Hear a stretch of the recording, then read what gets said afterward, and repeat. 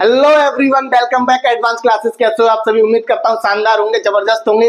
तो काफी दिनों से बच्चे इंतजार कर रहे थे कि सर साइंस की क्लास कब आएंगी, तो अब इंतजार आप लोगों का खत्म हो चुका है। आज आप मेरे साथ शुरुआत करेंगे एक नई जर्नी, जिसमें हम लोग पढ़ेंगे साइंस को। साइंस का आज हम शुरुआत करेंगे पहले चैप्टर की। पहला चैप्टर हम जो आज डिस्कस करने वाले हैं वो करेंगे हम प्रकाश का परावर्तन क्या होता है। यानी आज की इस क्लास के अंदर मैं बताऊंगा आप लोगों को प्रकाश क्या होता है, प्रकाश के गुण क्या होते हैं, प्रकाश का परावर्तन क्या होता है, दर्पण क्या होता है। यानी सारी छोटी छोटी बातें सबों को हम जानेंगे और आप लोग हमारे साथ इस जर्नी की शुरुआत करने जा रहे हैं। बस आज की इस क्लास को बहुत इंटरेस्ट के संग पढ़ना है। बस आप लोगों को बच्चों पेन कॉपी लेके बैठ जाइए और क्लास का मजा लीजिए। और आप लोगों को पता है कि हम लोग पढ़ रहे हैं लक्ष्य बैच के अंदर आपकी मैथमेटिक्स की क्लास लगातार चल रही है और इंग्लिश की क्लास भी आज हम लगातार ले रही हैं।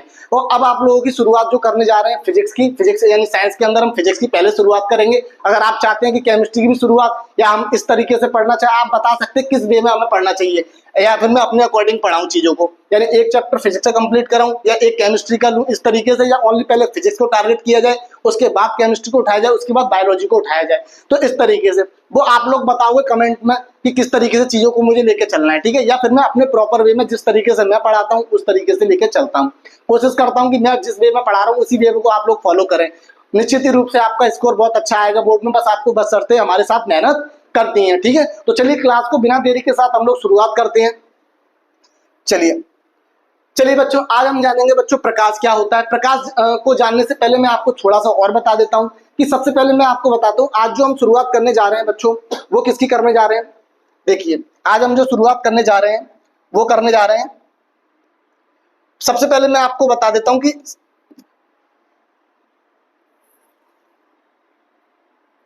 सबसे पहले मैं आपको बता देता हूं बच्चों, हम करने जा रहे हैं शुरुआत आज ऑप्टिक्स की। किसकी शुरुआत करने जा रहे हैं बच्चों? ऑप्टिक्स की। तो ऑप्टिक्स क्या होती है उसको हम समझ लेते हैं पहले यहाँ पे, ठीक है। तो चलिए तो सबसे पहले मैं बताता हूँ यहाँ पे बच्चों ऑप्टिक्स क्या होती है।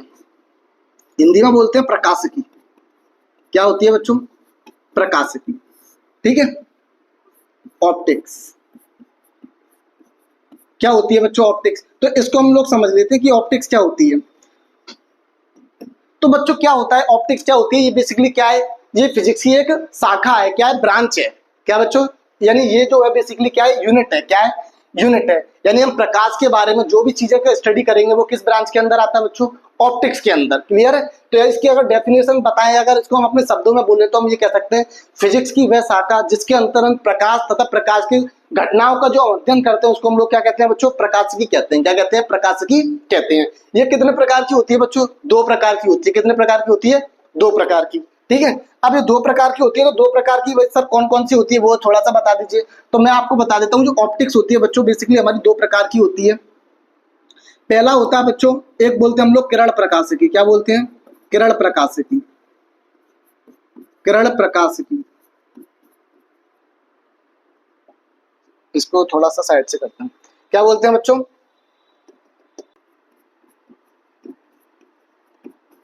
ठीक है। और दूसरी होती है बच्चों हमारी तरंग प्रकाशिकी। क्या होती है बच्चों? तरंग प्रकाशिकी। तरंग प्रकाशिकी, तरंग प्रकाशिकी, ठीक है। बहुत अच्छे से पढ़ेंगे, बहुत डीपली पढ़ेंगे चीजों को, आपका कोई भी क्वेश्चन यहाँ से बचेगा नहीं, ठीक है। अच्छा, अगर मैं बात करूं बच्चों किरण प्रकाशिकी क्या होती है, इसको इंग्लिश में हम लोग बोलते हैं किस नाम से बच्चों? इसको हम इंग्लिश में बोलते हैं क्या? Ray optics. क्या बोलते हैं बच्चों? Ray optics. Ray optics. और इसको हम जानते हैं बच्चों वेव ऑप्टिक्स के नाम से। किसके नाम से? वेव ऑप्टिक्स के नाम से, ठीक है। क्या जानते हैं? वेव ऑप्टिक्स के नाम से। यानी कि बच्चों फिजिक्स की एक ऐसी ब्रांच जिसमें हम प्रकाश तथा प्रकाश से रिलेटेड गुणों का हम जो अध्ययन करते हैं उसको हम लोग क्या बोलते हैं? प्रकाशिकी कहते हैं। प्रकाशिकी कितने प्रकार की होती है? दो प्रकार की। कितने प्रकार की बच्चों? दो प्रकार की, ठीक है। अब बच्चों जिसमें प्रकाश जो है बच्चों जो किरण की तरह व्यवहार करती है, जो प्रकाश जो लाइट है बच्चों, अगर हमारी जो लाइट है जो रे की तरह बिहेव करती है, किसकी तरह बिहेव करती है बच्चों? अगर रे की तरह बिहेव करती है तो उसको हम लोग क्या बोलते हैं बच्चों? उसको हम बोलते हैं किरण प्रकाशिकी। क्या बोलते हैं? किरण प्रकाशिकी। अब इसी के साथ अगर लाइट जो है बच्चों, अगर लाइट हमारी जो है लाइट है अगर हमारी तरंग की तरह व्यवहार करती है, किसकी तरह व्यवहार करती है बच्चों?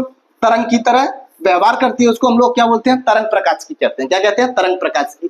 जो बेसिकली मैं क्या कहना चाहता हूं कि जो किरण प्रकाशिकी और तरंग प्रकाशिकी, ये वाली जो तरंग प्रकाशिकी है ये लोग हम लोग डिस्कस करेंगे किसमें बच्चों? 12th क्लास के अंदर। ये लोग हम पढ़ेंगे हम 12th क्लास के अंदर। हमारे जो सिलेबस में बताया गया है वो हम किसको स्टडी करेंगे?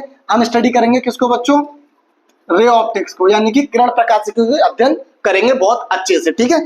अच्छा, यानी हमारी जो लाइट है बच्चों वो ड्यूअल नेचर की होती है। कैसी प्रकृति होती है? द्वैत प्रकृति होती है। यानी प्रकाश जो है वो कण की तरह भी व्यवहार, तरंग की तरह भी व्यवहार करता है और किरण की तरह भी व्यवहार करता है, ठीक है। रे की तरह भी बिहेव करेगा और वेव की तरह भी बिहेव करेगा। इसको हम कहते हैं प्रकाश की द्वैत प्रकृति, ड्यूअल नेचर होती है। लाइट जो है दो प्रकृति रखता है। बस ये ड्यूअल नेचर कब रिप्रेजेंट करता है? जब बच्चों इस लाइट की जो प्रकाश होता है इसकी तरंग दैर्घ्य कांस्टेंट रहती है। क्या रहती है? कांस्टेंट रहती है। चलिए वो आगे डिस्कस करूंगा बहुत अच्छे से। तो आपको ये बात समझ में आ गई प्रकाश की क्या होती है। तो आपको याद रखना है भौतिक विज्ञान की वह शाखा, इसको मैं लिख देता हूं बच्चों यहाँ पे क्या। तो चलिए प्रकाशिकी को हम लिख देते हैं अपने शब्दों में, ठीक है। सारी डेफिनेशन बच्चों अपने शब्दों में लिखाऊंगा जिससे कि आपको सारी चीजें यहीं की यहीं याद हो जाए। तो बच्चों मैंने आपको क्या बताया, यानी फिजिक्स की ऐसी ब्रांच, भौतिक विज्ञान की ऐसी शाखा जिसके अंदर हम प्रकाश तथा प्रकाश की घटनाओं को अध्ययन करते हैं, उसको हम प्रकाशिकी कहते हैं। तो लिख सकते हैं भौतिक विज्ञान की वह शाखा, भौतिक विज्ञान की वह शाखा जिसके अंतर्गत प्रकाश तथा प्रकाश के गुण व घटनाओं का अध्ययन किया जाता है, तो बच्चों क्या कहलाती है? प्रकाशिकी कहलाती है। उसके बाद मैंने बता दिया प्रकाशिकी दो प्रकार की होती है, रे ऑप्टिक्स और वेव ऑप्टिक्स, ठीक है। वेव ऑप्टिक्स 12th क्लास में हम डिस्कस करेंगे। तो ये सारी बातें आप लोगों को बच्चों ध्यान रखनी है, ठीक है। चलिए इसको मैं यहाँ पे सेट कर देता हूँ। आप यहाँ पे साथ के साथ नोट भी करते हुए चलते हैं बच्चों, ठीक है। तो आपको यहाँ पे नोट भी करते हुए चलना है।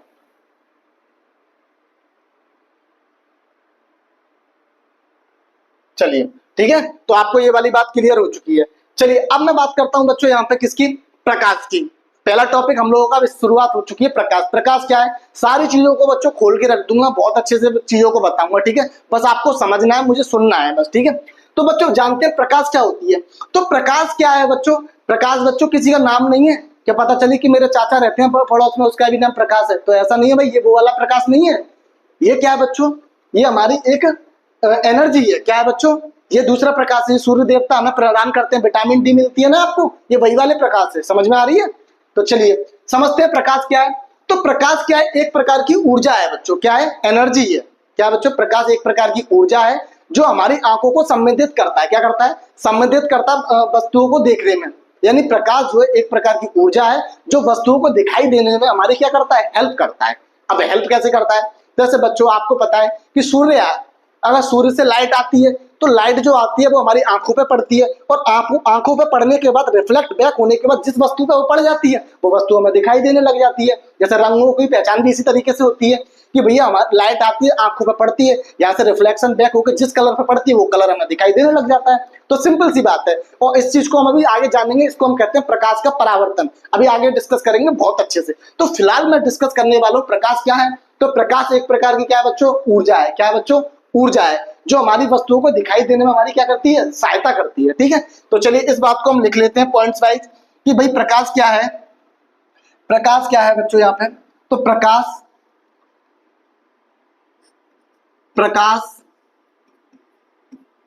एक प्रकार की क्या है बच्चों? ऊर्जा है। प्रकाश एक प्रकार की ऊर्जा है। ऊर्जा है जिसकी सहायता से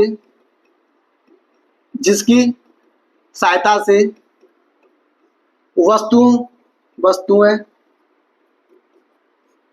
हमें दिखाई पड़ती हैं।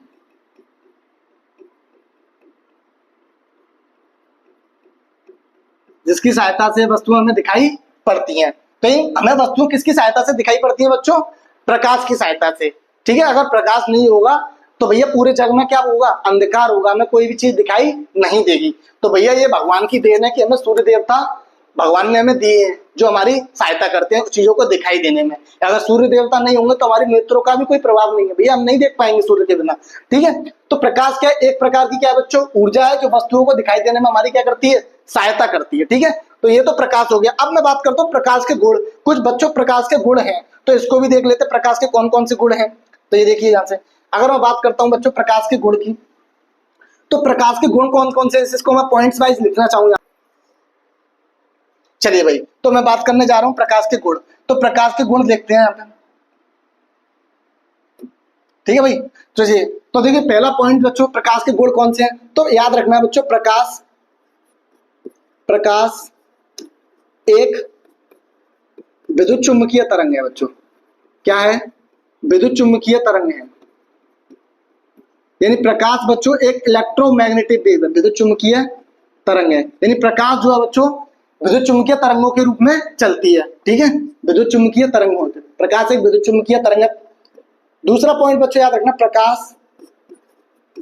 प्रकाश सदैव सीधी रेखा में चलता है बच्चों। प्रकाश सदैव सीधी रेखा में चलता है, सीधी रेखा में चलता है, यानी प्रकाश बच्चों सीधी रेखा में चलता है, एकदम स्ट्रेट, ठीक है। तीसरा पॉइंट आपको याद रखना है कि प्रकाश को चलने के लिए माध्यम की आवश्यकता नहीं होती, यानी किसी भी माध्यम में चल सकता है।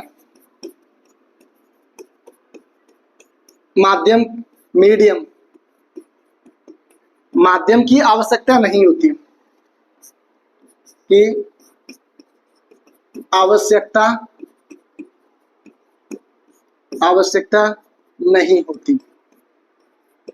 कहने का मतलब क्या है बच्चों, यानी प्रकाश जो है वो किसी भी मीडियम में ट्रेवल कर सकता है। जैसे आपको पता है वैक्यूम में चल सकता है, एयर में चल सकता है, हमारा जैसे कि कांच में चल सकता है, वाटर में चल सकता है, हर किसी माध्यम में ट्रेवल कर सकता है। बट बच्चों यहाँ पे आपको ध्यान रखना है कि माध्यम में तो चल सकता है, लेकिन अलग अलग माध्यमों में प्रकाश की चाल जो वो डिफरेंट होती है, यानी हर माध्यम में इसकी प्रकाश की चाल अलग अलग होती है। तो इस बात को भी यहाँ पे हम लिख लेते हैं भाई। तो प्रकाश के लिख सकते हैं प्रकाश की चाल अलग अलग माध्यम में अलग अलग होती है, अलग अलग माध्यम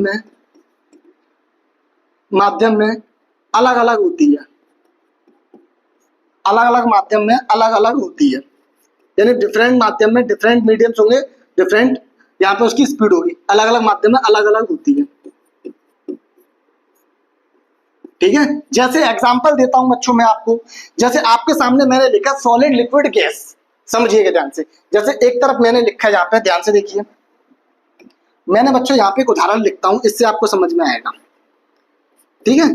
जैसे बच्चों मैंने लिखा बच्चों एक तरफ लिखा वायु, ठीक है, और एक तरफ लिखा बच्चों मैंने यहाँ पे वायु लिखा, और एक तरफ लिखा मैंने यहाँ पे बच्चों पानी, और एक तरफ लिखा बच्चों मैंने यहाँ पे कांच। क्या लिखा बच्चों? कांच, ठीक है, कांच लिखा। तो आपसे बताइए सबसे ज्यादा स्पीड ऑफ लाइट किसमें होगी? मैं आपसे पूछता हूँ, जनरली पूछ रहा हूँ कि सबसे स्पीड ऑफ लाइट सबसे ज्यादा किसमें होगी? वायु में होगी, एयर में होगी, वाटर में होगी, ग्लास में होगी? बताएं फटाफट से। तो आप सोच सकते हैं कि सर वायु, पानी, कांच। तो आप इसमें से बच्चों ये देखिए कि आप सोच सकते हैं, कॉमन सेंस भी यूज कर सकते हैं कि सर एयर जो है ये क्या है, ये ज्यादा, इसकी डेंसिटी अगर मैं इन तीनों में आपसे पूछूं कि सर डेंसिटी किसकी कम है, तो आप कह दोगे सर एयर की डेंसिटी कम है, उसके बाद किसकी है? वाटर की है, उसके बाद किसकी है? ग्लास की है। तो बच्चों आपको ये बात समझ में आ गई कि डेंसिटी को आप किस तरीके से समझते हैं। डेंसिटी का मतलब ये होता है बच्चों, जैसे आप जानते हो कि भैया आप गए सब्जी लेने, तो सब्जी मंडी में बहुत ज्यादा भीड़ होती है, सब्जी लेने जाते हैं बहुत ज्यादा भीड़ है, तो भैया जहाँ पे संख्या यानी ज्यादा भीड़ है, इसका मतलब क्या है कि उसकी डेंसिटी ज्यादा है। तो इसी तरीके से यहाँ पे समझ सकते हैं, जहाँ पे भीड़ कम होगी वहां पे क्या है बच्चों? डेंसिटी कम है। तो मैं आपसे पूछूं इन तीनों के अगर मॉलिक्यूल देखूं, तो वायु के मॉलिक्यूल ज्यादा दूर दूर होंगे, वायु के मॉलिक्यूल ज्यादा दूर दूर होंगे क्योंकि वो हर जगह फैले होंगे, दूर दूर होंगे। अगर मैं बात करूं पानी के, तो पानी के मॉलिक्यूल कंपैरिजन करूं इनमें वायु के, तो इसके वायु के कंपैरिजन में थोड़े पास पास होंगे। और सबसे पास किसके होंगे बच्चों? कांच के होंगे। सबसे पास किसके होंगे? कांच के होंगे।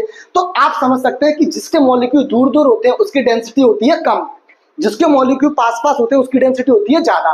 तो आपको इस बात से समझना है कि जिस पदार्थ की डेंसिटी ज्यादा होती है उसमें स्पीड ऑफ लाइट उतनी कम होती है। बात समझ में आ रहा है? जिस पदार्थ की डेंसिटी जितनी ज्यादा होती है उसमें स्पीड ऑफ लाइट उतनी कम होती है। तो मैं अगर यहाँ पे पूछूं भाई सबसे ज्यादा डेंसिटी किसकी है यहाँ पे, तो सबसे कम डेंसिटी किसकी है, तो मैं बोलूं यहाँ पे D1, यानी इसकी डेंसिटी क्या है बच्चों, D1 है। इसकी डेंसिटी क्या है, D2 है। इसकी डेंसिटी क्या है, D3 है। तो सबसे ज्यादा डेंसिटी किसकी है, तो आप कह दोगे सर यहाँ पे किसकी डेंसिटी है सबसे ज्यादा, सबसे कम किसकी है, सॉरी, तो सबसे ज्यादा अगर बात करूं सबसे ज्यादा किसकी है बच्चों, हमारी कांच की। और इसके बाद किसकी है बच्चों, वाटर की। सबसे कम किसकी है, वायु की। तो अब याद रखना जिसकी डेंसिटी कम है तो उसमें स्पीड ऑफ लाइट उतनी ज्यादा होगी, क्या बच्चों, उसमें स्पीड ऑफ लाइट उतनी, यानी इसकी डेंसिटी क्या है बच्चों, सबसे कम है, तो इसमें स्पीड ऑफ लाइट इसकी क्या होगी बच्चों, ज्यादा होगी। इसके बाद किसकी, B2 की। तो इसके बाद बच्चों किसकी, इसकी। तो आप एक बात समझ में आ गई है कि भैया जिसकी डेंसिटी, बच्चों यहाँ पे देखिए ध्यान से, मैं क्या कहना चाह रहा हूँ, मेरी बातों को बस ध्यान से सुनिए, सारी चीजें समझ में आएंगी। इस वाले टर्म को देखो बच्चों यहाँ पे, अगर इस वाले टर्म को अगर यहाँ पे देखूं, मैं क्या कहना चाह रहा हूँ कि बच्चों वायु की डेंसिटी सबसे क्या है, कम है। वायु की डेंसिटी सबसे कम है तो उसकी स्पीड ऑफ लाइट सबसे ज्यादा है, V1। ठीक है। अगर अब बात करूं पानी और कांच में, तो भैया पानी और कांच में अगर मैं तुलना करूं तो किसकी डेंसिटी ज्यादा है, तो आप कह दोगे सर किसकी, कांच की। तो इसमें स्पीड ऑफ लाइट सबसे कम है, देखो सबसे कम है। अगर आपसे पूछूं भाई इसके बाद, तो आप देख रहे हो D2, यानी कंपैरिजन देखना पड़ेगा कि तीनों पदार्थ में डेंसिटी किसकी ज्यादा है, और जिसकी डेंसिटी ज्यादा उसकी स्पीड ऑफ लाइट उतनी कम। तो भैया मैंने आपको ये वाली बात समझ आ दी और उम्मीद करता हूं कि आपको ये वाली बात समझ में आ गई होगी। ठीक है। अगर फिर भी नहीं आई तो एक बार वीडियो को रिवाइज फिर से पीछे करिए और फिर से एक बार देखिए, चीजें फिर से समझ में आ जाएंगी। ठीक है। चलिए अब मैं बात करता हूं बच्चों पांचवें पॉइंट की। तो पांचवें पॉइंट को बच्चों मैं यहाँ पे डिस्कस कर लेता हूँ। ठीक है, इधर डिस्कस कर लेता हूँ पांचवें पॉइंट को। चलिए भाई, चलिए पांचवें पॉइंट को मैं यहाँ पे डिस्कस कर लेता हूं। चलिए भाई, ठीक है। अब पांचवा पॉइंट क्या है बच्चों, यहाँ पे पांचवा पॉइंट, अच्छा बच्चों याद रखना डिफरेंट माध्यम में डिफरेंट होता है। प्रकाश जो है बच्चों, प्रकाश, प्रकाश 7 रंगों से मिलकर बना होता है। कितने रंगों से मिलकर बना होता है, 7 रंगों से मिलकर बना होता है, मिलकर बना होता है बच्चों। प्रकाश जो कितने रंगों से मिलकर बना होता है, 7 रंगों से मिलकर बना होता है, जिसे हम बच्चों दृश्य प्रकाश कहते हैं, जिसे दृश्य प्रकाश कहते हैं। क्या कहते हैं, दृश्य प्रकाश।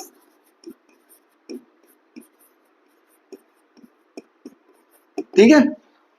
अच्छा वो 7 रंग कौन से होते हैं, तो उस 7 रंग के ऑर्डर को आप लोगों ने को हमें याद रखना है विबग्योर के नाम से। किसके नाम से, विबग्योर के नाम से। जब मैं आगे बहुत अच्छे से और बताऊंगा, अभी फिलहाल समझ लीजिए वो 7 रंग कौन कौन से होते हैं, तो विबग्योर के नाम से याद रखना है।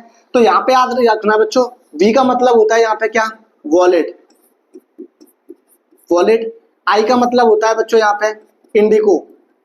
7 रंग कौन कौन से वो याद रखना है, इंडिको। बी का मतलब यहाँ पे क्या होता है बच्चों, ब्लू। जी का मतलब क्या होता है बच्चों यहाँ पे, ग्रीन। वाई का मतलब यहाँ पे क्या होता है, येलो। ठीक है। ओ का मतलब क्या होता है यहाँ पे, ऑरेंज। और आर का मतलब क्या होता है यहाँ पे, रेड। तो वो 7 रंग आपसे पूछ सकता है कि भैया प्रकाश जो है 7 रंगों से मिलकर बन रहा है, तो वो 7 रंग कौन से हैं भाई। अगर आपसे पूछता है भैया वो 7 रंग कौन से हैं, ठीक है, तो 7 रंग कौन से होते हैं बच्चों, तो आपको याद रखना है वो ये विबग्योर के नाम से याद रख सकते हैं। ठीक है, वॉलेट, इंडिको, ब्लू, ग्रीन, येलो, ऑरेंज। तो 7 रंगों से मिलकर बना होता है। ठीक है।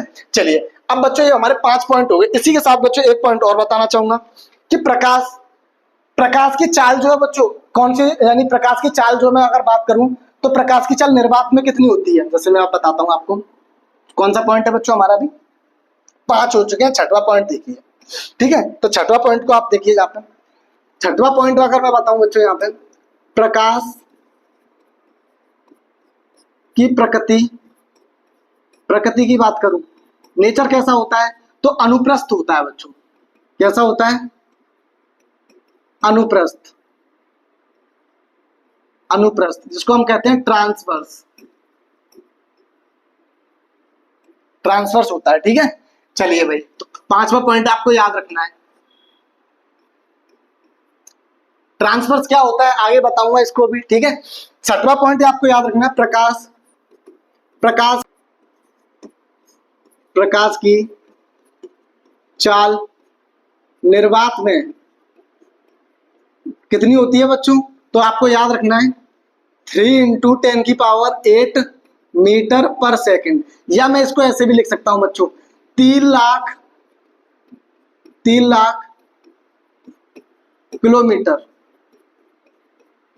पर सेकंड, 3 लाख किलोमीटर पर सेकंड। ठीक है, 3 लाख किलोमीटर पर सेकंड, ठीक है, होती है। ये वाली जो बच्चों ये मीटर पर सेकंड में या किलोमीटर पर सेकंड में, याद रखना है। ठीक है, ऐसे भी लिख सकता हूं। इसी के साथ बच्चों प्रकाश की चाल ये होती है निर्वात में। अच्छा, अब मैंने यहाँ पे एक टर्म यूज किया है बच्चों, यहाँ पे क्या, निर्वात। क्या बच्चों? निर्वात, जिसको बच्चों हम जानते हैं वैक्यूम के नाम से। किस नाम से? वैक्यूम के नाम से। एक नया शब्द है वैक्यूम। तो वैक्यूम ऐसा स्थान जहाँ पे बिल्कुल भी एयर ना पाई जाती हो, पानी हवा कुछ भी ना उपस्थित हो, उसको हम क्या बोलते हैं? वैक्यूम बोलते हैं। क्या बोलते हैं बच्चों? वैक्यूम बोलते हैं। जैसे एग्जांपल का बच्चों हमारा स्पेस, अंतरिक्ष देख लो, चंद्रमा देख लो, यहाँ पे एयर बिल्कुल भी नहीं है, तो इसको हम क्या बोलते हैं? वैक्यूम बोलते हैं। ठीक है, यानी वहां पे ग्रेविटी अलग है। चलिए, ये आपको याद रखना है। इसी के साथ बच्चों प्रकाश की चाल की खोज किसने करी थी? तो आपको यह बात याद रखना करते हैं बच्चों प्रकाश की तरंग दैर्घ्य की। तो आपको याद रखना है बच्चों प्रकाश की तरंग दैर्घ्य। अच्छा, तरंग दैर्घ्य को इंग्लिश में बोलते हैं बच्चों वेवलेंथ। क्या होती है इसको भी मैं आगे बताऊंगा, अभी टर्म बस आप इसको टर्म के रूप में याद रख सकते हैं। वेवलेंथ कहते हैं इसको इंग्लिश में। क्या होती है इसको हम डिस्कस करेंगे आगे। ठीक है, तो प्रकाश की जो तरंग दैर्घ्य होती है तो बच्चों इसकी जो रेंज है वो 4000 एंगस्ट्रॉम टू 8000 एंगस्ट्रॉम के बीच में होती है। ठीक है, के मध्य होती है, के मध्य होती है। ठीक है, अच्छा, अब मैंने यहाँ पे एक शब्द यूज किया बच्चों एंगस्ट्रॉम। क्या बच्चों? एंगस्ट्रॉम। तो ये एंगस्ट्रॉम क्या होता है? तो बच्चों आपको याद रखना है 1 एंगस्ट्रॉम की जो वैल्यू है, 1 एंगस्ट्रॉम की जो वैल्यू है वो याद रखना है 10⁻⁻10 मीटर होती है। कितनी? 10⁻⁻10 मीटर। तो आपको इसको याद रखना है। अच्छा, जैसे न्यूमेरिकल करते समय बच्चों आपको अगर दे रखा है एंगस्ट्रॉम में तो आपको उसको मीटर में चेंज करना आने चाहिए। चलिए, इसी के साथ जैसे आपको एग्जांपल से बताता हूँ। जैसे आपको दे रखा है बच्चों ये क्या है बच्चों? तरंग दैर्घ्य दे रखी है। तरंग दैर्घ्य को रिप्रेजेंट करने का जो तरीका है बच्चों वो रिप्रेजेंट करते हैं किससे? लैम्डा से। किससे? इस सिंबल को हम लोग बोलते हैं बच्चों क्या? लैम्डा। आगे बताएंगे और अच्छे से।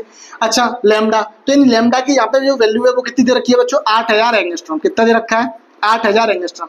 तो आपको एंगस्ट्रॉम को चेंज करना है किसमें? मीटर में, यानी 8000 तो आपको वैसा का वैसे ही लिखना है। और 1 एंगस्ट्रॉम की वैल्यू कितनी है? 10⁻⁻10 मीटर। तो कितना हो गया? 10⁻⁻10 मीटर। ये किसमें चेंज हो गया बच्चों? मीटर में। तो बच्चों ध्यान से देखिए 3 जीरो ये वाली 1 2 3, तो 10⁻10 में से 3 जीरो जाएंगे तो कितना बचेगा? 8 × 10⁻7 मीटर। तो इस तरीके से चीजें आपको चेंज करना आनी चाहिए। न्यूमेरिकल देगा तो इस तरह का लैम्डा दे रखा है, एंगस्ट्रॉम नहीं देगा। ज्यादातर डेटा आपको एंगस्ट्रॉम में मिलेगी, वेवलेंथ को मेजर एंगस्ट्रॉम में करते हैं, तो आपको उसको मीटर में चेंज करना आना चाहिए। ठीक है, तो ये वाली बात आपको ध्यान रखना है। तो बेसिकली मैंने यहाँ पे आप लोगों को क्या है 8 पॉइंट बताए। एक पॉइंट और लिख सकते हैं बच्चों कि प्रकाश की खोज मैं बताऊं यहाँ पे बच्चों। जैसे आपको पता है प्रकाश की जो खोज है यानी प्रकाश की चाल की खोज किसने की थी? तो प्रकाश की चाल सर्वप्रथम किसने की थी? सर्वप्रथम किसने बताई थी? सर्वप्रथम रोमर नामक वैज्ञानिक ने बताई थी। रोमर नामक वैज्ञानिक ने ज्ञात की थी। रोमर नामक वैज्ञानिक साइंटिस्ट थे ये। रोमर नामक वैज्ञानिक ने ज्ञात की थी। ठीक है भाई, तो रोमन नामक वैज्ञानिक ने सर्वप्रथम प्रकाश की चाल को बताया था वैक्यूम के अंदर। ठीक है, तो ये बेसिकली मैंने आप लोगों को क्या इनकी प्रॉपर्टीज बता दी है। क्या बता दी है बच्चों? यहाँ पे इनकी प्रॉपर्टीज बता दी है यहाँ पे। तो ये 8 से 9 प्रॉपर्टीज बताइए, तो इनको आपको एज अ फैक्ट रूप में याद रखना है। ठीक है, सारी चीजों को। चलिए, अब मैं बात करता हूँ बच्चों आप लोगों से जनरल एक क्वेश्चन पूछता हूँ, इसको बताइए फटाफट से। चलिए, इसको बताएं फटाफट से। जैसे मैंने आपसे क्वेश्चन पूछा है क्या होता है जब प्रकाश एक माध्यम से दूसरे माध्यम में प्रवेश करता है? ठीक है, क्या होता है बच्चों? तो जैसे मैं आपसे एक जनरल क्वेश्चन पूछ रहा हूँ कि अगर कोई लाइट जो है एक माध्यम से दूसरे माध्यम में जाती है तो क्या क्या देखने को मिलता है, क्या क्या पॉसिबिलिटी हो सकती है?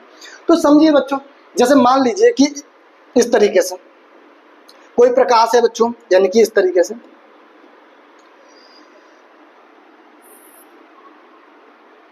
ये है बच्चों। ये क्या है बच्चों कि ये एक पृथक्कारी पृष्ठ है। क्या है बच्चों? पृथक्कारी पृष्ठ। इसको मैं कह देता हूं इसको हम कह देते हैं पृथककारी पृष्ठ। पृथककारी पृष्ठ का मतलब ऐसा पृष्ठ जो दो माध्यमों को आपस में क्या कर रहा हो, सेपरेट कर रहा हो, अलग कर रहा हो। ठीक है, तो एक पृथककारी पृष्ठ है भाई। तो मान के चलिए कि यहाँ पे बच्चों क्या है कि इधर मान लीजिए माध्यम 1 है, माध्यम 1 है, और इधर जो है बच्चों वो है माध्यम 2, मीडियम 1, मीडियम 2। ठीक है, अब इधर देखो बच्चों ध्यान से, माध्यम 1 और माध्यम 2। अब यहाँ पे क्या है कि कोई प्रकाश की किरण आई, मान लीजिए कि कोई इस तरीके से एक प्रकाश की किरण आई, इस तरीके से कोई एक प्रकाश की किरण इस तरीके से आई। ठीक है, एक तो ये एक प्रकाश की किरण ऐसे आई और पृष्ठ से टकराकर बच्चों, क्या बच्चों, पृष्ठ से टकराकर इस तरीके से, पृष्ठ से टकराकर इस तरीके से लौट गई। क्या बच्चों, इस तरीके से लौट गई। तो बच्चों यहाँ पे क्या देखा आपने कि प्रकाश की किरण ऐसे आई, एरो जरूर बनाइएगा क्योंकि इससे पता चलेगा कि प्रकाश की किरण आ रही है कि जा रही है।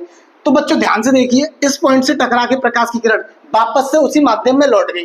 तो भैया इसका मतलब क्या है कि प्रकाश की किरण जिस माध्यम से आई उसी मीडियम में वापस से लौट गई। तो इस घटना को हम क्या बोलते हैं बच्चों, प्रकाश का परावर्तन। क्या बोलते हैं, प्रकाश का परावर्तन। तो पहला पॉइंट आपको ये वाली बात समझ में आ गई कि प्रकाश का पृष्ठ से टकराकर पुनः उसी माध्यम में लौटना, उसी मीडियम में लौटना, उसी माध्यम में लौटना क्या कहलाता है बच्चों, तो ये कहलाता है प्रकाश का परावर्तन। क्या कहलाता है बच्चों, प्रकाश का परावर्तन। तो पहली बात तो ये वाली बात समझ में आ गई कि सर सही बात है कि एक प्रकाश लाइट जहां से आई उसी मीडियम में वापस से लौट गई। तो इस फिनोमिना को हम लोग क्या बोलते हैं, प्रकाश का परावर्तन बोलते हैं। क्या बोलते हैं, प्रकाश का परावर्तन। चलिए भाई, तो ये वाली बात तो आपको समझ में आ गई। ठीक है, अब दूसरी पॉसिबिलिटी ये भी तो हो सकती है कि सर ये प्रकाश की किरण जो है वो हो सकता है कि इस तरीके से दूसरे माध्यम में चली जाए, इस तरीके से दूसरे माध्यम में चली जाए। वाइट ले लेते हैं। ठीक है, तो अब ये प्रकाश की किरण जो इस तरीके से आई और इस तरीके से ऐसे चली गई। अब इसने यहाँ पे क्या देखा कि प्रकाश की किरण एक माध्यम से जब दूसरे माध्यम में गई तो इसके जो मार्ग में, इसके जो रास्ता है वो क्या इसने चेंज कर लिया, अपना रास्ता क्या है चेंज कर लिया, यानी अपने पथ से क्या हो गई, विचलित। एक्चुअल में से जाना चाहिए था बिल्कुल सीधे, लेकिन अपने पथ से क्या हो गई, चेंज हो गई। क्या हो गई बच्चों, चेंज हो गई। तो भैया हमने देखा कि जो अपने मार्ग से चेंज हो रही है, अपने पथ से भटक रही है, तो इसका मतलब क्या है, तो इस फिनोमेना को हम लोग बोलते हैं, यानी प्रकाश का, लिख सकते हैं प्रकाश का अपने मार्ग से विचलित हो रही है, विचलित होना।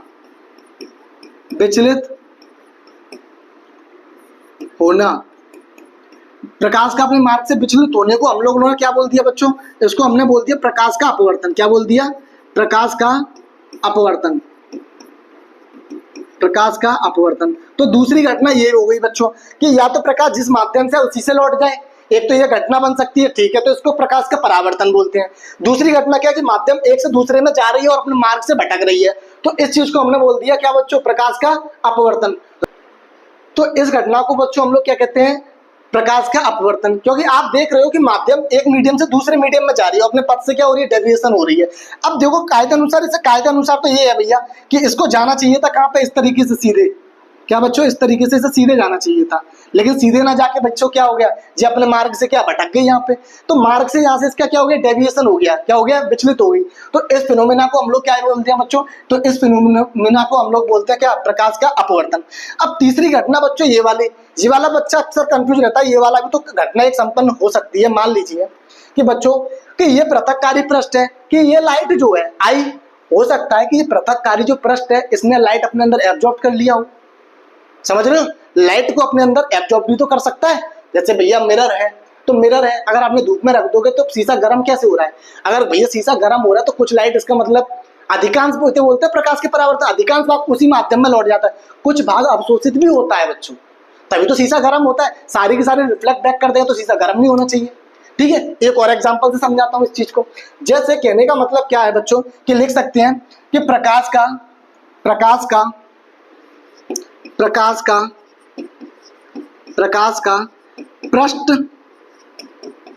द्वारा अवशोषण, पृष्ठ द्वारा अवशोषण, अवशोषित होना।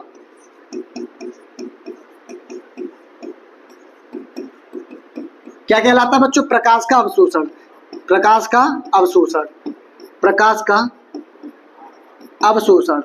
जैसे बच्चों एक एग्जांपल देता हूं, इससे आपको समझ में और अच्छे से आएगा। जैसे बच्चों आप लोगों ने देखा है कि सूर्य देवता जो है हमारे, ये क्या है, जब हमारे पेड़ पौधे होते हैं तो इनको बच्चों क्या चाहिए, इनको चाहिए फोटोसिंथेसिस, प्रकाश संश्लेषण की क्रिया से अपना भोजन बनाते हैं। तो बच्चों जो धूप आती है तो पेड़ पौधे जो है वो क्या है कि इनके ऊपर पड़ती है, लाइट जो इनसे पड़ती है, जिसकी वजह से फोटोसिंथेसिस की प्रक्रिया संपन्न होती है, जिससे अपना ये खाना बनाते हैं। बात समझ में आ रहा है? तो याद रखिए इस बात को। तो ये प्रकाश का अवशोषण बच्चों पेड़ पौधों में भी होता है, तो इस फिनोमेना को हम लोग क्या बोलते हैं? प्रकाश का अवशोषण। तो यहाँ पे तीन घटनाएं हो सकती हैं भैया। लाइट आई जिस मीडियम से, उसी में लौट गई, प्रकाश का परावर्तन। अपने मार्ग से विचलित हो गई, दूसरे मीडियम में गई, अपने मार्ग से डेविएशन हो गई, उसको प्रकाश का विचलन यानी प्रकाश का अपवर्तन कहते हैं। हो सकता है इस पृथक्कारी पृष्ठ ने लाइट को अवशोषित कर लिया हो, तो उसको हम बोलते हैं प्रकाश का अवशोषण। ठीक है, जैसे पेड़ पौधों का खाना बनाना, प्रकाश को जो लाइट पेड़ पौधे वो अवशोषण कर लेते हैं, जिससे अपना फोटो प्रकाश संश्लेषण क्रिया संपन्न होती है, जिससे अपना ये खाना बनाते हैं। तो ये तीन घटनाएं होती हैं। ठीक है, चलिए अब मैं बात करने वाला हूं प्रकाश का जो हमारा परावर्तन है उसको हम डिस्कस करेंगे अभी।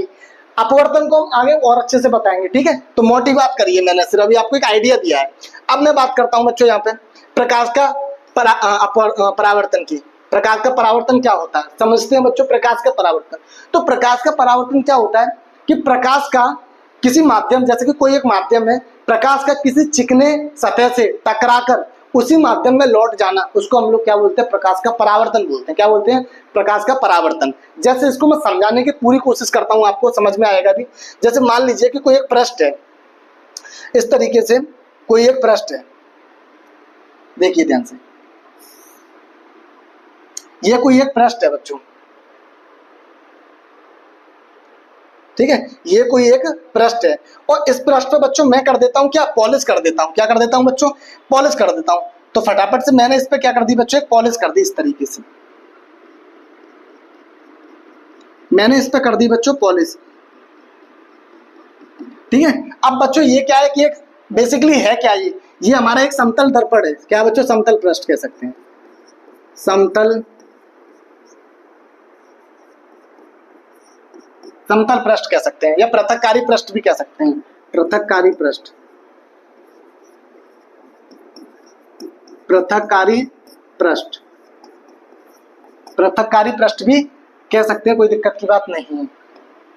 पृथक्कारी पृष्ठ भी कह सकते हैं। ठीक है, अब बच्चों जैसे कि एक सरफेस है, इस पे मैंने पॉलिश कर दी। पॉलिश करना क्यों जरूरी है? तो ये आपको पता है, अगर मैं पॉलिश नहीं करूंगा तो लाइट जो है वो तो आर पार निकल जाएगी। खिड़कियां देखते हो अपने घरों में, लाइट सीधी सीधी आर पार हो जाती है, नहीं हो जाती है? समझ में आ रहा है नहीं आ रहा है? क्योंकि वो बच्चों क्या होती है? पारदर्शी होती है, इसलिए तो लाइट आर पार कर जाती है। तो पॉलिश करना जरूरी है। घर में शक्ल देखते हो अपनी, देखते हो कि नहीं देखते हो? सुबह उठते ही सबसे पहले फोन में अपनी शक्ल देखते हो ना? पता है, सब पता है मुझे। ठीक है, तो यहाँ पे क्या बच्चों कि जैसे कि लाइट इस पे पॉलिश कर दी, तो बच्चों अब जैसे कि मान लीजिए कि यहाँ पे एक इमेजिनरी लाइन होती है जिसको हम कहते हैं नॉर्मल। क्या कहते हैं बच्चों? नॉर्मल कहते हैं। इस तरीके से कि यहाँ पे एक इमेजिनरी लाइन होती है जिसको हम कहते हैं नॉर्मल। इस तरीके से इसको हम क्या कहते हैं बच्चों? नॉर्मल। हिंदी में बोलते हैं इसको क्या बच्चों? अभिलंब। क्या बोलते हैं? अभिलंब। नॉर्मल, जिसको हम लोग बोलते हैं अभिलंब। अभिलंब बेसिकली इसको हम एन से रिप्रेजेंट करते हैं। ठीक है, और इस पॉइंट को, जो नीचे वाला जो पॉइंट है बच्चों, इसको हम लोग बोलते हैं पॉइंट ओ, जिसको हम बोलते हैं बच्चों आपतन बिंदु। क्या बोलते हैं बच्चों? यहाँ पे आपतन बिंदु। आपतन बिंदु, सारे पॉइंट्स को लिखते चलेंगे साथ में, आपतन बिंदु। और इंग्लिश में बोलते हैं point of incident. Points of incident. ठीक है, पॉइंट्स ऑफ इंसिडेंस। तो आपको ये बात याद रखनी है। चलिए, अच्छा बच्चों ये क्या है? नॉर्मल है। तो बच्चों जैसे कि एक प्रकाश की किरण इस तरीके से आई, मान लीजिए कि इस तरीके से कोई प्रकाश की किरण आई, इस तरीके से कोई एक प्रकाश की किरण आई। ठीक है, इस तरीके से एक प्रकाश की किरण आई और यहाँ पृष्ठ से टकराकर और दूसरे वापस से उसी मीडियम में वापस से फिर से लौट गई, उसी माध्यम में फिर से लौट गई। तो भैया जो प्रकाश की किरण आने वाली किरण है, जो आने वाली किरण होती है बच्चों, हमारी आने वाली किरण जो है, जो हमारी आने वाली किरण है, इसको हम बोलते हैं बच्चों आपतन किरण क्या बोलते हैं? आपतित किरण, आपतित किरण, ठीक है, आपतित किरण यानी कि इंसिडेंट रे, क्या बोलते हैं? इंसिडेंट रे, ठीक है। और जाने वाली किरण को बच्चों हम लोग जानते हैं, उसको बोलते हैं परावर्तित किरण। क्या बोलते हैं बच्चों? परावर्तित किरण, परावर्तित किरण। इंग्लिश में बोलते हैं बच्चों क्या इसको हम? ठीक है, तो जाने वाली किरण को हम बोलते हैं बच्चों परावर्तित किरण। अब इसको कैसे याद रखेंगे बच्चों? तो इसको आपको याद रखना है, जैसे बच्चों आपतित, नाम से देखिए आपतित, आपतित का मतलब आ रही है, क्या बच्चों? आ रही है। और यहाँ पे परावर्तित यानी पराई, और पराई चीज को तो एक दिन जाना ही होता है। जैसे बोलते हैं बेटियां तो पराई होती हैं, तो बेटियों को तो एक दिन जाना ही होता है, पर वास्तविकता में बेटियां पराई नहीं होती, बेटियां भी अपनी ही होती हैं, ठीक है। तो बच्चों ये प्रकाश की किरण क्या है? परावर्तित यानी पराई, यानी पराई से आप समझ सकते हैं जाने वाली, ठीक है। इस तरीके से आप समझ सकते हैं। मेरा उद्देश्य तो बच्चों आपको याद कराने का है बस, ठीक है। तो चलिए, तो बच्चों आपतित किरण आने वाली, परावर्तित किरण जाने वाली, इसको इंग्लिश में बोलते हैं रिफ्लेक्टेड रे, रिफ्लेक्टेड रे, ठीक है। तो ये आपको याद रखना है, आने वाली किरण और जाने वाली किरण। इसी के साथ बच्चों आपको याद रखना है, जो आपतित किरण और अभिलंब के बीच में जो कोण बनता है, इसको हम लोग किस नाम से जानते हैं बच्चों? तो इसको आपको याद रखना है, इसको हम लोग जानते हैं किसके नाम से? एंगल आई के नाम से, एंगल आई के नाम से, ठीक है। और परावर्तित किरण और नॉर्मल के बीच में जो एंगल बनता है, इसको हम कहते हैं आर। क्या बोलते हैं? आर। आई और आर होता क्या है? आई को हम बोलते हैं बच्चों आपतन कोण, और आर को बोलते हैं बच्चों परावर्तन कोण। अभी हम डिस्कस करेंगे परावर्तन के नियम क्या होते हैं, ठीक है। तो आपको ये बात यहाँ ध्यान रखनी है। इसी के साथ मैं इस बात को यहाँ पे लिख देता हूँ बच्चों, यहाँ पे कि बच्चों एंगल आई क्या है यहाँ पे, तो इस तरीके से आप समझ सकते हैं एंगल आई क्या है यहाँ पे। तो एंगल आई क्या है बच्चों? आपतित किरण, एक एक चीज लिखता चल रहा हूं, आपतित किरण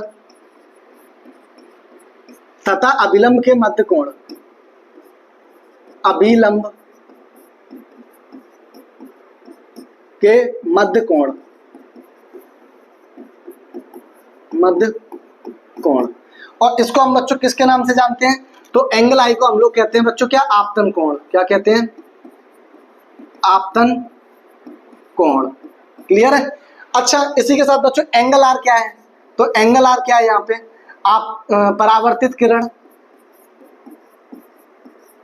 परावर्तित किरण तथा अभिलंब के मध्य कोण,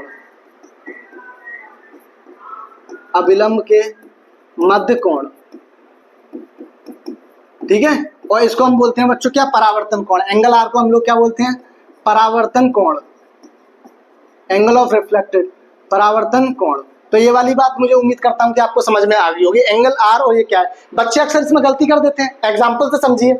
जैसे बच्चों अगर ये रे जो है, ध्यान से समझिएगा, ये जो पूरा एंगल है इस तरीके से समझिए, ये आपका ये इस तरीके से, तो ये एंगल जो है ये कितने पे है बच्चों? 90 डिग्री पर है। कितना बच्चों? 90 डिग्री पे।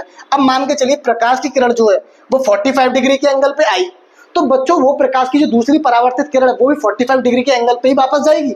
बात समझना कि 45 डिग्री के एंगल पे आई और 45 डिग्री के एंगल पे ही वापस चली जाएगी। क्लियर है?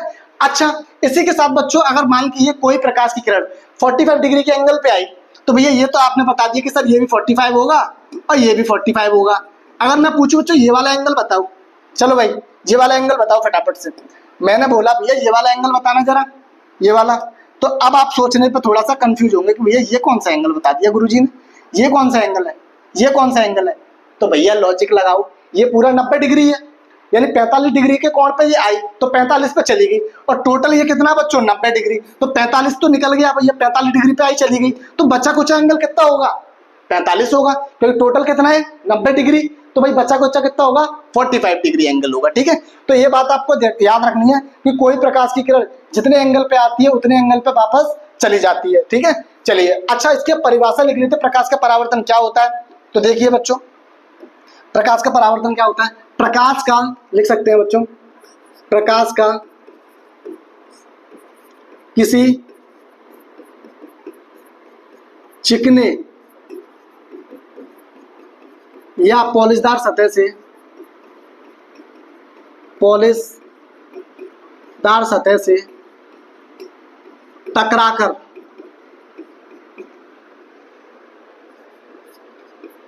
पुनः उसी माध्यम में माध्यम में लौट जाने की घटना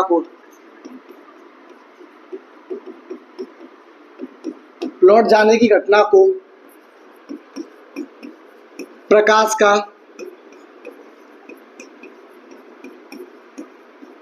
परावर्तन कहते हैं। क्या कहते हैं बच्चों? प्रकाश का परावर्तन कहते हैं। प्रकाश का चिकने या पॉलिशदार सतह से टकराकर वापस अधिकांश भाग लौट जाता है, इस घटना को हम लोग क्या बोलते हैं बच्चों? प्रकाश का परावर्तन कहते हैं। क्या कहते हैं? प्रकाश का परावर्तन कहते हैं। ठीक है, चलिए अब बच्चों अब हम डिस्कस करते हैं बच्चों प्रकाश के परावर्तन के नियम। तो प्रकाश के परावर्तन के नियम क्या है बच्चों? तो देख लेते हैं इसको भी हम। प्रकाश के परावर्तन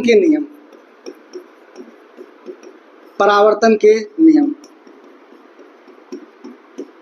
law of reflection of light.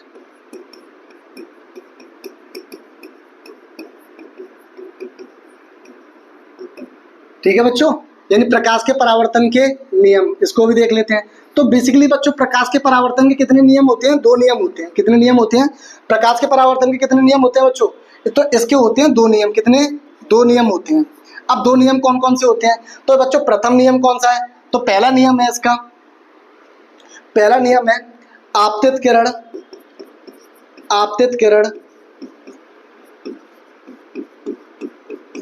परावर्तित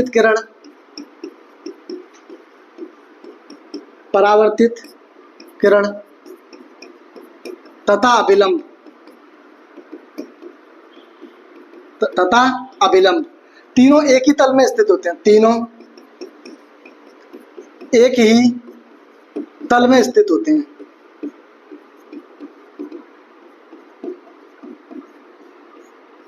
एक ही तल में स्थित होते हैं।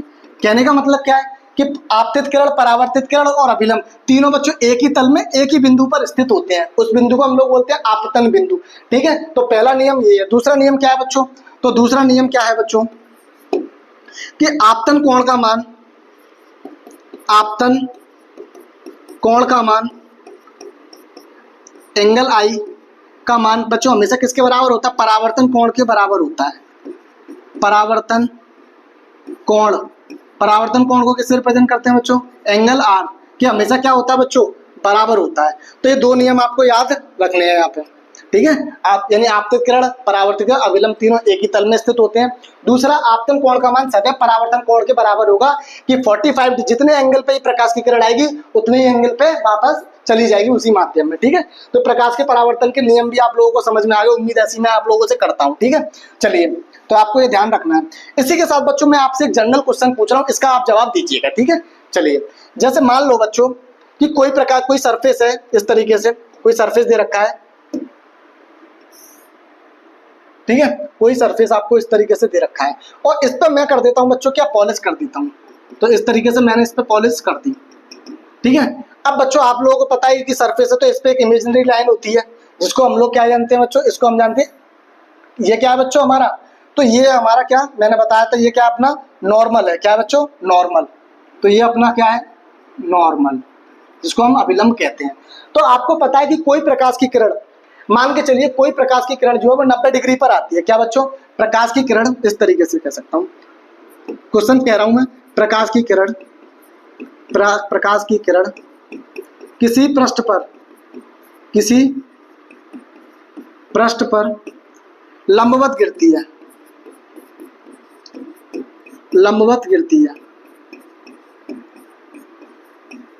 तो बच्चों इसका एंगल आई का मान बताइए और एंगल आर का मान बताइए। फटाफट से सोचिए थोड़ा सा। तो मैंने आपसे जनरल क्वेश्चन पूछा है, तो बच्चों क्या है बच्चों? ध्यान से देखिए, ये इसका मिरर का पहला सरफेस M1 और M2, बेसिकली इसको हम लोग बोलते हैं अपर्चर बोलते हैं, द्वारक बोलते हैं दर्पण का। ठीक है, तो भैया ध्यान से देखो कि कोई प्रकाश की किरण है।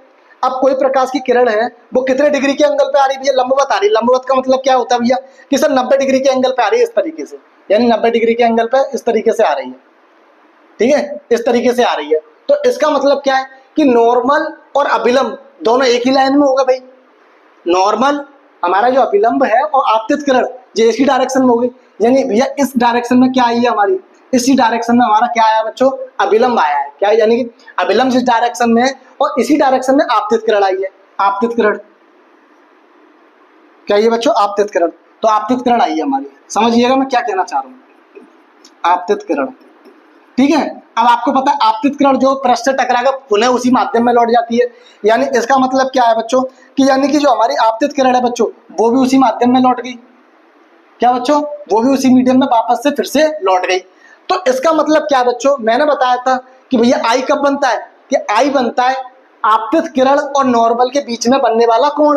अब बच्चों ध्यान से देखो, नॉर्मल और आपतित किरण के बीच में कोई कोण बनना है क्या, बताओ, तो नहीं बनना। तो इसका मतलब क्या है कि बच्चों आप इसका एंगल का मान, आपतन कोण का मान क्या होगा, 0 डिग्री होगा, क्योंकि नॉर्मल और आपतित किरण के बीच में तो कोई एंगल बन ही नहीं रहा है, नहीं बनना है। और आपको पता है दूसरे नियम से कि एंगल आई का मान जो होगा वही किसका मान होगा, एंगल आर का मान होगा। तो इसका मान भी क्या होगा, 0 होगा। तो इसका मतलब आपको याद रखना है कि कोई प्रकाश की किरण किसी पृष्ठ पे अगर लंबवत गिरती है तो एंगल आई और आर का मान क्या होगा, हमेशा 0 डिग्री होगा। कितना होगा, 0 डिग्री होगा। क्लियर है मेरी बात। ये क्वेश्चन बच्चों एग्जाम में पूछा जाता है कि कोई प्रकाश की किरण किसी पृष्ठ पर लंबवत गिरती है तो आपतन कोण का मान और परावर्तन कोण का मान बताइए। तो आपको याद रखना है 0 होगा। ठीक है, तो उम्मीद करता हूं कि ये वाला क्वेश्चन आपके एग्जाम में आ चुका है, इससे पहले भी आया और आगे भी आएगा। ठीक है, तो इस कॉन्सेप्ट को आपको समझ में आ गया होगा। ठीक है, तो आज की इस क्लास में यहीं तक रखेंगे। आज मैंने आप लोगों को क्या क्या पढ़ाया उसको एक बार और देख लेते हैं। तो मैंने देखो सबसे पहले आपको बताया लाइट क्या होती है, लाइट की प्रॉपर्टीज क्या होती हैं, इनको बताया मैंने। प्रकाश की क्या होती है इसको भी बताया, कितने प्रकार की होती है, प्रकाश कितने रंगों से मिलकर बना होता है इसको भी हमने देख लिया यहाँ पे। उसके बाद बच्चों मैंने आपको बताया प्रकाश का परावर्तन। प्रकाश का परावर्तन क्या होता है, ठीक है, यानी 3 घटनाएं बताई थी। क्या होता है जब कोई एक प्रकाश की किरण किसी पृष्ठ के अंदर जाती है या पुनः उसी माध्यम में लौटे, पृथककारी पृष्ठ द्वारा अवशोषित कर ली जाती है। तो इन तीनों की भी चर्चा करी है मैंने यहाँ पे। उसके बाद मैंने बच्चों प्रकाश के परावर्तन को बताया अच्छे से कि क्या होती है, इसके नियम क्या होते हैं, इसको भी देख लिया, डायग्राम के माध्यम से भी आपको समझाया। ठीक है, उसके बाद मैंने बच्चों आपको इसी के बाद इतना ही रखा आज की इस वीडियो में। ये क्वेश्चन मैंने आपको बताया और ये एग्जाम में आया हुआ क्वेश्चन है और ऐसे क्वेश्चन आगे भी आपसे एग्जाम में पूछे जा सकते हैं। ठीक है, तो वीडियो सबसे पहले मैं आपसे कहना चाहूंगा, अगर वीडियो पसंद आया हो तो वीडियो को लाइक कर दो और चैनल को सब्सक्राइब, जिन बच्चों ने नहीं किया वो चैनल को सब्सक्राइब कर लें। और हो सके तो ज़्यादा से ज़्यादा इस वीडियो को ज़्यादा से ज़्यादा अपने दोस्तों में शेयर कर सकते हैं आप, जिससे कि वो भी इस फिजिक्स को बहुत इंटरेस्ट के साथ में आपको यहाँ पे चीज़ें बताऊंगा। बस आप लोगों को शर्त है हमारे साथ मेहनत करनी है।